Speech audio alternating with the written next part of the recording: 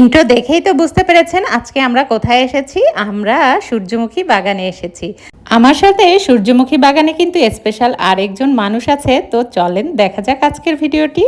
Hello everyone, welcome back to my another blog.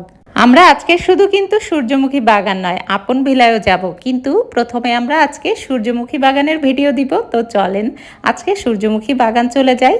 যারা নরসিংদীর কাছাকাছি আছেন তারা অবশ্যই একবার হলেও এই সূর্যমুখী বাগানে এবং আপন ভিলায় এসে ঘুরে যাবেন। অসম্ভব সুন্দর এই সূর্যমুখী বাগান এবং আপন ভিলা। সূর্যমুখী বাগানে আমি বললাম না আমি একা আসি নাই, এই যে আমাদের চৈতি রানী, চৈতি লাইফস্টাইল থেকে আমাদের চৈতি রানী এসেছে তার দুই ছানাকে নিয়ে, আর আমি তো আমার মেয়েকে নিয়ে এসেছি। আর এই যে দেখেন সূর্যমুখী বাগানে সূর্যমুখী ফুলগুলো এত সুন্দর দেখে আমার একদম মন প্রাণ সব কিছু জুড়িয়ে যাচ্ছিল।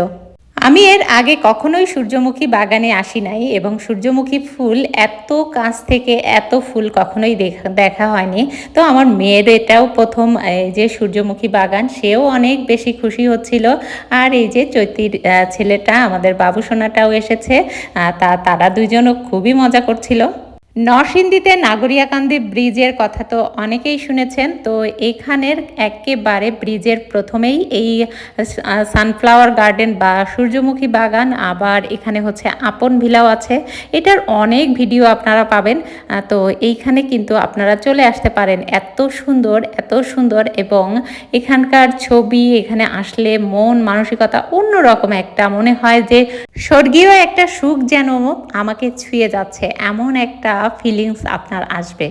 সূর্যমুখী ফুলের ভিতরে, বাগানের ভিতরে ঢুকে মনে হচ্ছিল যে শুধু ছবি তুলি, শুধু ফুলের ভিডিও করি, আর এত সুন্দর ভিউ আসতেছিল যে মানে কোনো মুহূর্তই মনে হচ্ছিল না যে কোনো মুহূর্ত মিস করি ভিডিও করার থেকে বা ছবি তোলা থেকে।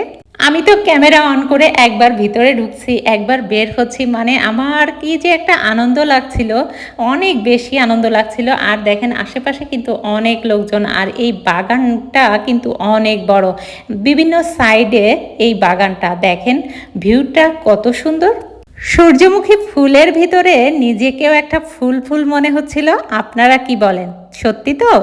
চারি সাইডে এই বাগান ফুলের, কিন্তু এই জায়গাটায় এসে ফুলগুলো আরো বেশি সুন্দর লাগছিল। তাই তো আমি এই একটা জায়গায় মনে হয় আটকে গেছিলাম, এখান থেকে আমার বেরই হতে ইচ্ছা করছিল না। এখানকার ভিউটা দেখতে অসম্ভব সুন্দর লাগছিল। আমি এক সাইডে ভিডিও করছি, চৈতি আরেক সাইডে ভিডিও করছে, মানে আমরা শুধু ভিডিওই করছি, আর বাচ্চাগুলা কিন্তু খেলছিল, সাইডেই খেলছিল। সেটাও ওই যে দেখেন তারা কিন্তু দাঁড়িয়ে খেলছে।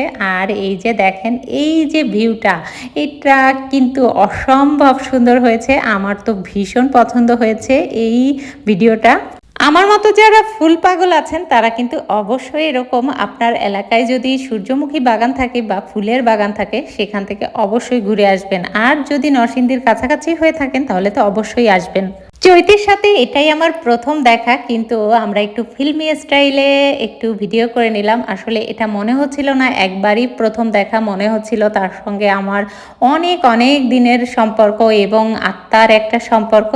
আর এই জায়গাটার কথা কি বলবো, এই জায়গাটার ভিউটা দেখেন এত সুন্দর। আর ওই যে পিছনে যে আপন ভিলা দেখছেন, এটা কিন্তু নেক্সট ভিডিওতে থাকছে আপন ভিলার ভিডিও, আর আজকে সূর্যমুখী বাগানের শেষ ভিডিও।